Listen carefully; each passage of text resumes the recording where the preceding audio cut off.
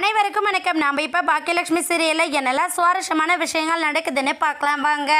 நம்ம எழில் வீட்டுக்கு வந்ததுமே நேரம் ஈஸ்வரியை பார்த்து பேசுறதுக்காக போகிறாங்க. ஈஸ்வரி என்னடன்னா தாத்தா எழுதின லெட்டரை வச்சு பார்த்து ரொம்ப ஃபீல் பண்ணி அழுதுகிட்டு இருக்காங்க. அந்த டைமில் நம்ம எழில் வந்து பாட்டி என்னாச்சு, ஏன் இப்படி ஃபீல் பண்ணிக்கிட்டு இருக்கீங்க அப்படிங்கிற மாதிரி நம்ம எழில் கேட்க, உடனே பாட்டி வந்து இந்த வீட்டில் யார் என்னை மதிக்கிறாங்க, தாத்தா போனதுக்கப்புறம் எனக்கு சுத்தமாக மரியாதையே இல்லை அப்படிங்கிற மாதிரி நம்ம ஈஸ்வரி ஃபீல் பண்ணுறாங்க. உடனே நம்ம எழில் வந்து பாட்டி அப்படியெல்லாம் ஒன்றும் இல்லை, யார் உங்களுக்கு இங்கே மரியாதை கொடுக்கல, எல்லாருமே உங்கள் மேலே ரொம்ப மதிப்பு வச்சுருக்கோம், மரியாதை வச்சுருக்கோம் அப்படின்னு சொல்லிட்டு எழில் சொல்கிறாரு. உடனே இனியா இருக்கட்டும் செலீனா இருக்கட்டும் யாருமே எனக்கு கொடுக்க வேண்டிய மரியாதை கொடுக்கல, ஏன்னா இனியா அவங்க அப்பாவை பார்க்க போனால் வேண்டான்னு சொன்னதுக்கு நீங்கள் யார் அதை கேட்கறதுக்கு அப்படிங்கிற மாதிரி பேசுகிறா.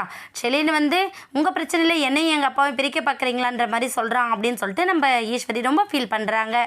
உடனே நம்ம எழில் என்ன பண்ணுறாங்கன்னா, இனியா என்னம்மா ஏன் பாட்டி எதிர்த்து பேசிக்கிட்டு இருக்கியா அப்படிங்கிற மாதிரி கேட்க, உடனே நம்ம இனியா இருந்து பாட்டி அது வந்து நீங்கள் கோவமாக பேசுனீங்களே, அந்த கோவத்தில் தான் நான் ஏதோ பேசினேன், மற்றபடிலாம் ஒன்றும் இல்லை பாட்டி, என்னை மன்னிச்சிடுங்க அப்படின்னு சொல்லிட்டு ஈஸ்வரி கிட்டே கட்டி பிடிச்சிட்டு அழ ஆரம்பிச்சிடுறாங்க. ஈஸ்வரியும் வேறு வழி இல்லாமல் மன்னிச்சிடுறாங்க.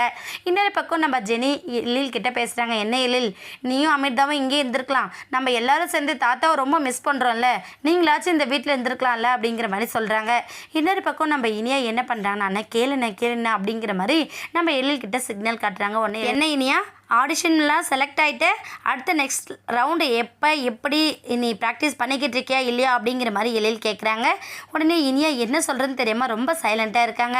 உடனே என்னடா ஆடிஷன் சொல்லிக்கிட்டு இருக்க எழில், அவள் எந்த காம்படிஷன்லையும் கலந்துக்கலாம் வேண்டாம் அப்படிங்கிற மாதிரி சொல்கிறாங்க. ஏமா வேண்டாம் சொல்கிறீங்க, இது வந்து ஒரு நல்ல ஆப்பர்ச்சுனிட்டி, அவள் படிப்பை தாண்டி அவளோட கெரியர் வந்து ரொம்ப சக்ஸஸ்ஃபுல்லாக வரணும் அப்படின்னா எக்ஸ்ட்ரா ஆக்டிவிட்டீஸ்லாம் அவள் தெரிஞ்சுக்கணுமா, அதுக்கு வந்து டான்ஸ் ரொம்ப இம்பார்ட்டன்ட் தானே, அவள் கற்றுக்கிட்டு விடுங்க அப்படின்னு சொல்லிட்டு சொல்கிறாங்க. உடனே ஈஸ்வரியும் நம்ம பாக்கியாவும் என்ன பண்ணாங்கன்னா, இல்லைடா எழில் இதெல்லாம் சரி வராது, ஏன்னா அவள் படிப்பில் கான்சன்ட்ரேஷன் பண்ணுவாளா இல்லை டான்ஸ் ப்ராக்டிஸ் பண்ணிக்கிட்டு இருப்பாளா, டான்ஸ் ப்ராக்டிஸ் பண்ணுற டைமில் படிப்பு ஸ்பாயில் ஆகிடும், படிப்பு மட்டும் இருந்தாலும் படிப்பு முடிச்சதுக்கப்புறம் அவள் என்ன வேணா பண்ணிக்கிட்டோம் அப்படின்னு சொல்லிட்டு நம்ம பாக்கியாவும் சொல்கிறாங்க. ஆனால் எழில் வந்து இல்லைம்மா, அவளோட கெரியருக்கு எந்த ப்ராப்ளமும் வராமல் தான் இருக்கும் இது அப்படின்ற மாதிரி எழில் வந்து எடுத்து சொல்லிக்கிட்டு இருக்காரு.